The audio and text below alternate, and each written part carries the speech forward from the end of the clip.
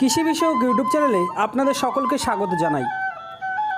মরিচ বা লঙ্কা একটি অর্থকরী ফসল। আমাদের দেশের প্রায় সব মৌসুমেই এর চাষ হয়ে থাকে। দেশের বিভিন্ন জায়গার বেকার যুবকেরা নিজেদের কর্মসংস্থানের ব্যবস্থার জন্য নিজের জমিতে এর চাষ করে ব্যবসা শুরু করেছেন।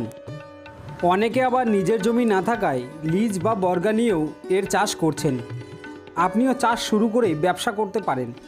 লঙ্কা চাষ সম্বন্ধে এই চ্যানেলটিতে একটি ভিডিও করা রয়েছে, সেখানে বিস্তারিতভাবে লঙ্কা চাষ সম্বন্ধে আলোচনা করা রয়েছে। লঙ্কা চাষ সম্বন্ধে জানতে ডিসক্রিপশানে দেওয়া লিঙ্কে ক্লিক করে ভিডিওটি দেখে নিতে পারেন। আজ এই ভিডিওটিতে আমরা আলোচনা করব লঙ্কা গাছের রোগ ও তার প্রতিকারে কী করণীয়, ঠিক কী ধরনের ঔষধ ব্যবহার করলে এই রোগ পোকার হাত থেকে ফসলকে বাঁচানো সম্ভব তা এই ভিডিওটিতে আলোচনা করা হয়েছে। তো চলুন সরাসরি সেটি আমরা জেনে নিই। লঙ্কা গাছের একটি প্রচলিত রোগ চোষক পোকার আক্রমণে হয়ে থাকে। এদের মধ্যে রয়েছে থ্রিপজ, সাদামাছি ইত্যাদি। এই ছোট ছোট পোকাগুলি গাছের পাতা ও নরম কাণ্ডে আক্রমণ করে। এই পোকার উপদ্রব প্রায় ফসল বোনার 3 সপ্তাহ পর থেকে হয়ে থাকে। তবে সবচেয়ে বেশি এই পোকার উপদ্রব লক্ষ্য করা যায় গাছে ফুল আসবার সময়।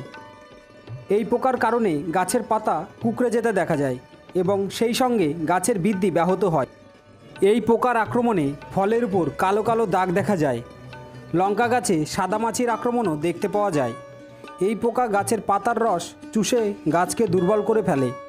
গাছের পাতা কুঁকড়ে যেতে দেখা যায়। ফসলের উৎপাদনেও ব্যাপক ক্ষতি হয়ে থাকে।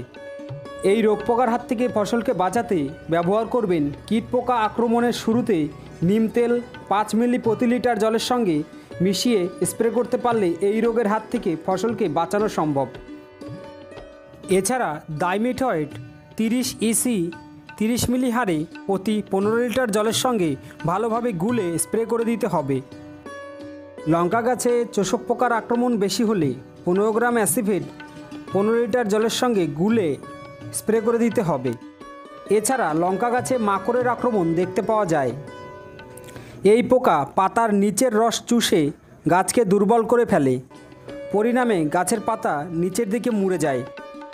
ফসলের উৎপাদন ব্যাপক হারে ব্যাহত হয়। এর প্রতিকার হিসাবে অ্যাবামেস্টিন 1.5 মিলি হারে প্রতি লিটার জলের সঙ্গে ভালোভাবে গুলে স্প্রে করে দিতে হবে, বা স্পাইরোমেসিফেন 0.75 মিলি হারে প্রতি লিটার জলের সঙ্গে ভালোভাবে গুলে স্প্রে করে দিতে পারলে ভালো লাভ হয়। কখনো কখনো লঙ্কা গাছে ছত্রাকজনিত রোগের কারণে গাছের পাতা ছোট হয়ে যেতে দেখা যায়। পুরো গাছটি আর বড় হতে পারে না।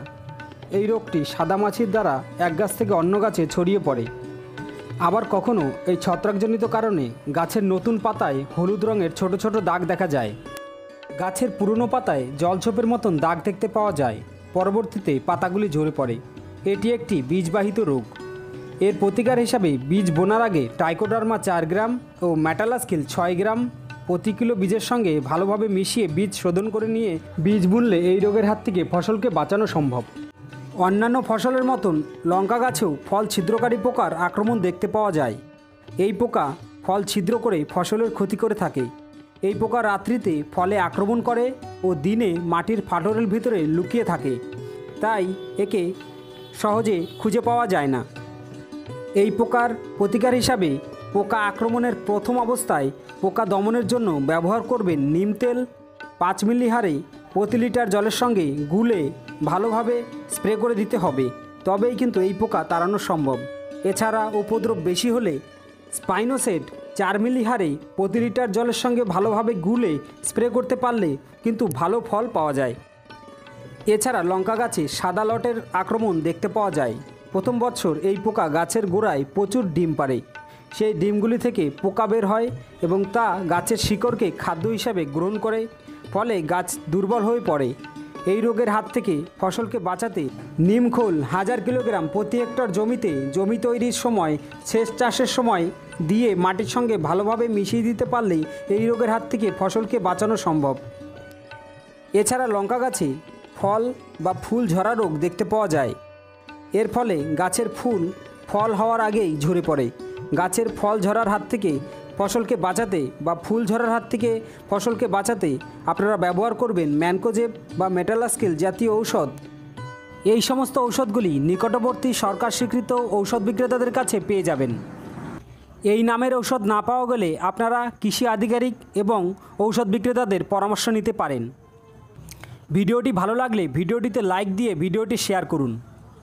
চ্যানেলের পরবর্তী ভিডিও দেখার জন্য চ্যানেলটিকে সাবস্ক্রাইব করে নোটিফিকেশন বেলটিকে দাবিয়ে দিন, যাতে পরের ভিডিওর নোটিফিকেশনটি আপনার কাছে পৌঁছে যায়। ফিরবো একটি নতুন ভিডিওর সাথে, ততক্ষণ আপনারা ভালো থাকবেন। ধন্যবাদ সকলকে।